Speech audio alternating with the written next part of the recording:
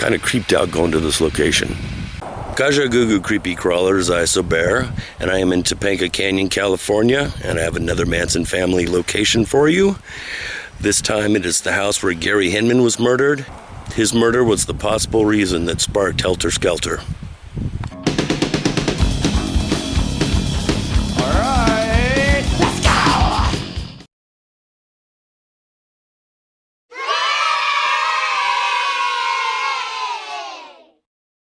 Gary Allen Hinman was born in Colorado on Christmas Eve in 1934. He was known as having a kind, gentle soul and for being an intellect. He graduated school with a degree in chemistry and continued at UCLA, where he was near receiving his PhD in sociology. Hinman was a talented musician. He worked at a music shop teaching the bagpipes, the piano, the trombone, and the drums. He befriended the Manson family, often letting various members live at his home. In fact, when Mary Bruner, a former librarian at the University of Wisconsin and Manson's first follower, became pregnant by Manson, it was Gary who donated diapers, clothes, and formula to the soon-to-be mother. Unfortunately, Gary's naive kindness and generosity would cost him his life.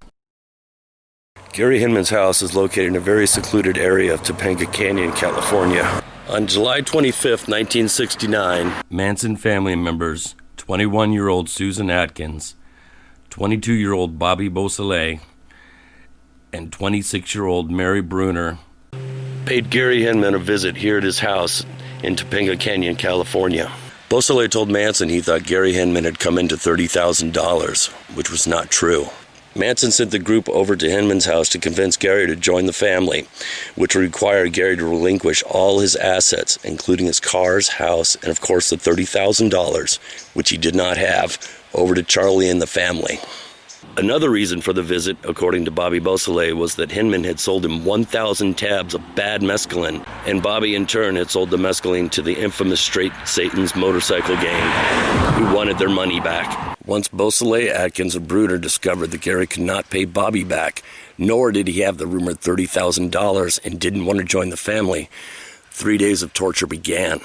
Bobby Beausoleil beat the kind-hearted Hinman with the butt of a revolver until he signed over the titles to 2 of his cars. Mary Bruner then called Charlie at Spahn Ranch and told him that Gary Hinman was not giving up the $30,000, nor did Hinman want to join the Manson family. Shortly after the phone call, Charlie and fellow Manson member Bruce Davis showed up at Hinman's house. Charlie had a samurai sword. He walked straight up to Hinman and slashed him on the face, nearly cutting off his left ear. Manson turned to Beausoleil and said, "That's how to be a man." Manson and Davis then left in one of Gary Hinman's cars, while the group stayed behind. Mary Bruner and Susan Atkins tried to sew Hinman's ear back together with dental floss, while Hinman just kept begging the group to leave. The torture finally stopped on the 27th, when Bobby Beausoleil stabbed Hinman in the chest twice. When he refused to die, Mary Bruner, Susan Atkins, and Bobby Beausoleil took turns putting a pillow over his face in an attempt to suffocate Hinman. It was Susan Atkins who was holding the pillow over Hinman's face when he took his last breath. Bobby Beausoleil then wrote "Political Piggy" and made a paw mark on the wall in Hinman's blood, an attempt to make the authorities think that the Black Panthers were responsible for the grisly murder. Gary Hinman died laying on the floor, clutching his prayer beads and reciting a Buddhist prayer over and over. The trio walked away from the murder of Gary Hinman with $20 in their pocket, which they used to buy coffee and strawberry cake afterwards. A week later, on August 7th, 1969, Bobby Beausoleil was found asleep at the side of the 101 freeway in California. He was still wearing the bloody shirt from the murder, and the knife used in the murder was found hidden in the wheel well of the stolen car. Bobby Beausoleil was arrested on April 18th, 1970, and charged with first-degree murder and sentenced to death. His sentence was later commuted to life in prison with the possibility of parole. Years later, Beausoleil said he regretted killing Hinman.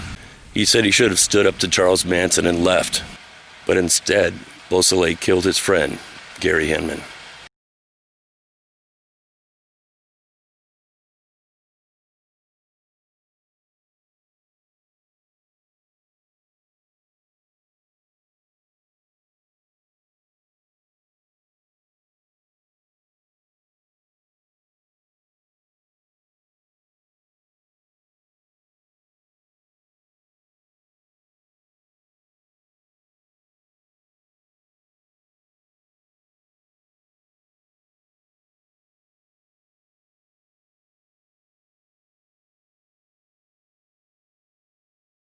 hit that like right now. Please subscribe and then hit that button.